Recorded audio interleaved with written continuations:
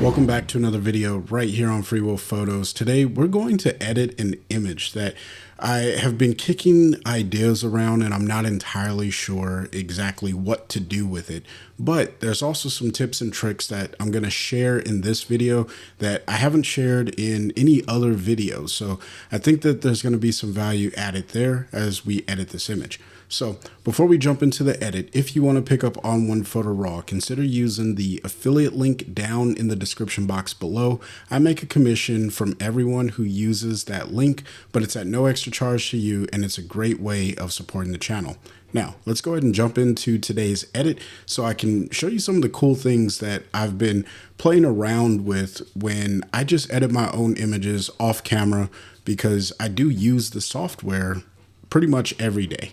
Let's go. So here we are inside of ON1 Photo RAW, and actually I've already edited this image. This is just a photo that I was working on, and let me just go ahead and backslash here so I can show you the before. And actually I'm on the wrong image. There we go. We're going to hold down the backslash key, and you can see all I did was darken down the top half of that roof, like the underside of the roof, and I'll show you how I did that. And then I also went ahead and brightened up the bricks on the side of the building.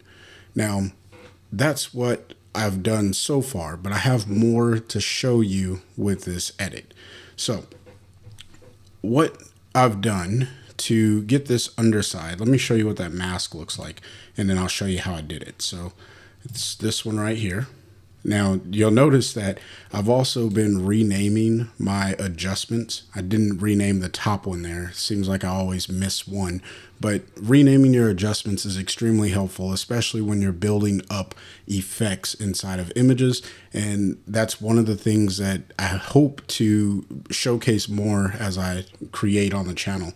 But to the point at hand, here is the mask of the area that I selected, and I used Super Select AI in a single pass to correct this, or really the quick mask AI. So let me show you how I did that really quickly. I'm going to go ahead and disable this mask and the entire adjustment, and I'm just going to hit add new adjustment, so that way I'm making this again. I'm just going to call this underpass. I don't know if that's really the best term to put in here, but you know, when you start building stuff, and I realize I just put under PSS, but whatever, it'll make sense. So I'm going to go ahead and hit the letter W on my keyboard, and this gives me the quick select AI brush. And if I hover in here, you can see I can select little pieces. All right. Now, if I were to go around and, you know, just kind of click in and select everything, it works out just fine. And this is pretty good, right?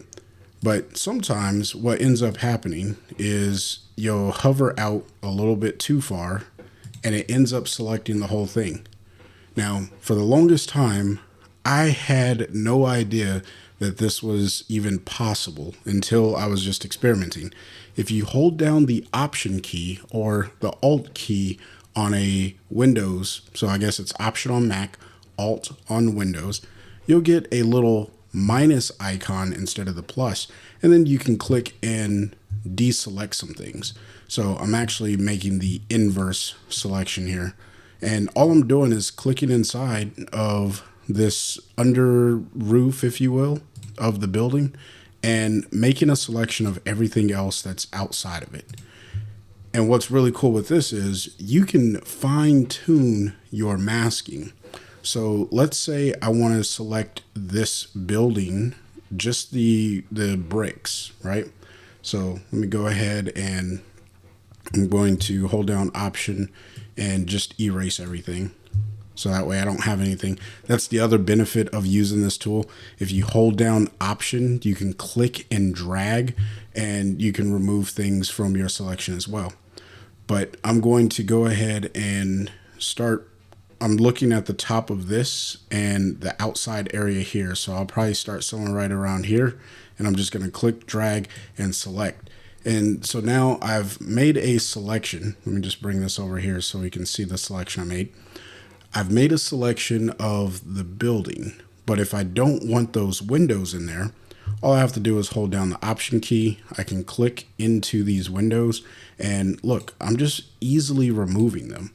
So think about how much time this is going to save when it comes to masking inside of ON1 Photo RAW, where there's only certain areas that you really want to select with the quick mask or the quick brush AI tool, whatever the name of this tool is called. You guys know what I'm talking about here. You can easily clean up these masks and make selections really quick. And I'm not one of those people. I don't want to come off as a person that says like you need to be able to edit quick.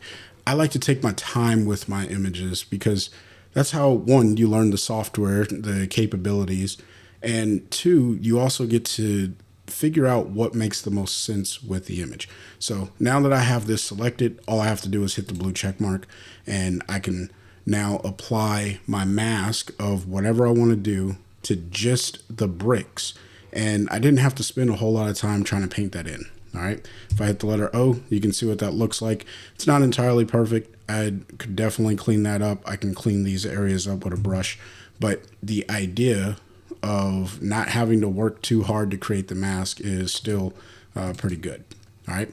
So that's the first thing. We're going to go ahead and turn that off because that's not something that I care to have. And then I'll just come back over here and we will select the darken under because I wanted to make some tonal adjustments in this particular image, and I'm still working on it.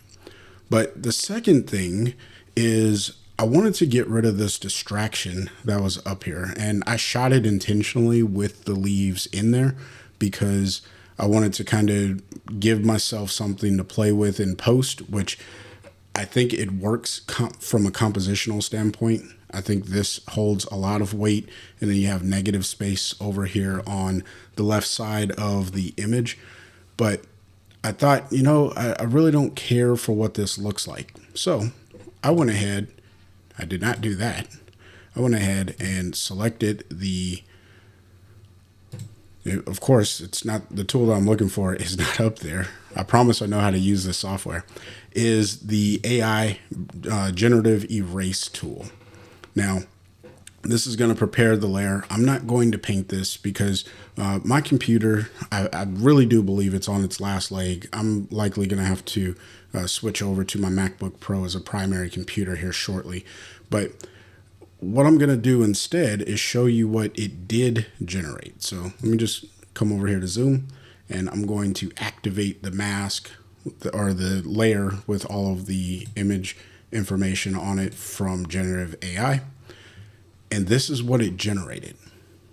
I think that obviously for a pretty straightforward sky replacement, this is going to be just fine. And this is one of those areas where you have to know when and where and how to use the tools that are available to you so you can get the looks that you're going for. I think that this is now a more clean and aesthetic look to the overall image, but what I felt was happening is I'm missing some of that cloud detail. And this is where that next tip kind of comes in that I think is worthwhile. So I went ahead and just added in clouds. Now, you're probably wondering, Chris, how did you add in clouds? Well, I used a brush to add in clouds. In one of the recent updates to ON1 Photo RAW, we received some extra assets. If you didn't download those, you should definitely download them and add them to your extras. And it's pretty straightforward and simple. In fact, I think if you just update to the 25.2 version, you should get those extra assets. But nonetheless, they're located in the brush tool. So you have to activate your local adjustment, or really just any mask, I should say. And then you're going to click on the brush tool or the brush properties. And if you scroll down, I do have some extras in here because I've actually been collecting these. But if you scroll down, you're going to have some that are right here, realistic clouds. And these were added with the update to ON1 Photo RAW 2022.5 or 25.2, sorry. With that being said, there's some other ones, cloud brushes. And you can play around with these based off of what you need. But essentially, if you have photos of skies, these cloud brushes are really, really good. All right. So what I'm going to do is go ahead and select one. And I think for the cloud that I painted in on the screen now, I selected this one right here.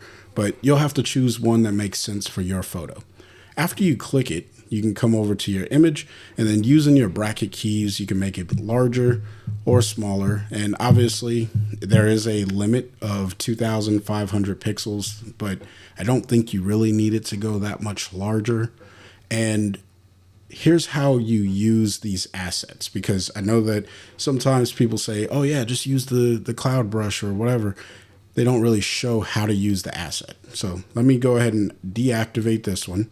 We're just going to go ahead and hit, and in fact, I'm just going to reset this one. I think that'll be easier. So I'll reset that, and then I'll also reset the mask.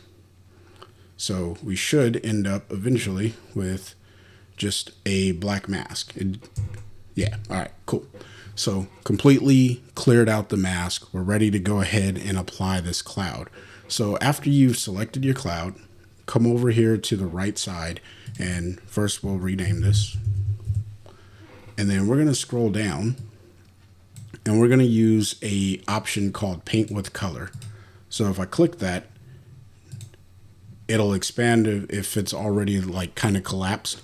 In fact, let's just get some more real estate over here. Let me just collapse some of that. All right. So it will expand. If it's, kind of collapsed like this, just click on the words paint with color. That works pretty relative with all adjustments inside of ON1. Then you'll click on the little circle here. Now, by default, it went ahead and painted in that cloud. I thought I reset this. So if it doesn't want to reset, there we go. Now I've reset the mask. That's what I wanted to do. Now, what you have to do is select a color. My recommendation is to always use colors that are located in your photo of the thing that you want to replicate, especially when you're painting with brushes like a cloud. So we have clouds in the image. So let's go ahead and sample one of those. We'll click the eye picker tool, and then I'm just going to choose a cloud in the general area, like where there's blue, because that blue is kind of coming through. And when I click this, you'll see that I don't actually have a completely white sample. There's a little bit of blue to it. And that's what I mean by choosing colors that are in your photo. So that way it's going to adapt very well when you click to add the cloud. So now all I have to do is come up here, figure out where I want to place this cloud, and then I just click one time, and there it is. You wouldn't even know that I did a generative AI remove, because now I have this cloud. Now, it's not perfect. It's not quite how I would imagine it to be. All right. So we'll go ahead and do Command Z. And then what you can also do, if you come back to the brush properties, you can come over here under properties, and you can change the angle of your brush. So I'm just going to go ahead and rotate that about 63 degrees, and look at how now, instead of it being horizontal, it's now more vertical. All right. And that's kind of the direction of what's going on with these clouds here. So if I go ahead and click probably right around there, now that looks a little bit more believable. Not quite as believable as we would like it to be, but this is where you just kind of play with the opacity slider, and you could blend this into the sky, and you wouldn't know anything other. Like, you wouldn't know that this wasn't exactly that. Now, if you want to get a little bit more creative, you can change from the blend mode, or I guess it is a blend mode, from solid paint over to classic. And what classic allows you to do, I'm just going to minimize the color and expand the tone. What classic allows you to do is work with your tonal adjustments that are specific to that particular brush that we just painted in. So if I increase the exposure, look at how I'm starting to kind of blend this in a different way with the underlying layer as well as the other clouds. So you can really make this make sense for you and your needs and in a very short amount of time. Now, I'm just going to go ahead and pull that back down because I don't think I really need that. It's so aggressive. But that was one of the cool things that I was playing around with as I was editing this image. And then, of course, because this is living in the local adjustments, all of this is underneath any time or any effect that you apply. So if I wanted to just go ahead and give this a quick style, we'll use a tool called Match Color. I haven't used this in a little while, so I think it'll be worth using. And what we'll do is we'll try one of these presets here. I know that I've created a few, and I'm not entirely certain these are going to work perfectly. So let's see if one of the other presets work. And if not, I can go grab a photo, but I'm still in the middle of trying to figure out what I want to do with this image. So instead of using Match Color, again, I'm one of those people, I experiment with things. If one thing doesn't work, then I try it to get the look that I have in my mind a different way. So I'm just going to go ahead and click on LUT.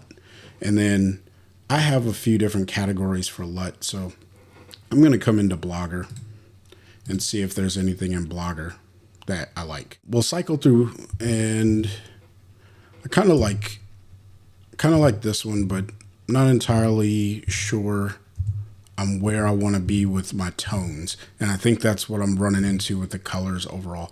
But for the sake of today's tutorial, we'll just go with this. So we'll select that. And then of course I can pull down on the opacity to kind of blend that in a little bit better with the image. And then to top this off, I'll probably throw in some film grain, and that's just going to help make this look a little bit older. And, you know, we'll go with moderate. I like what that's doing there. And then another thing to top it off will probably come into textures, and we'll give this a paper texture. So let's come up here to paper.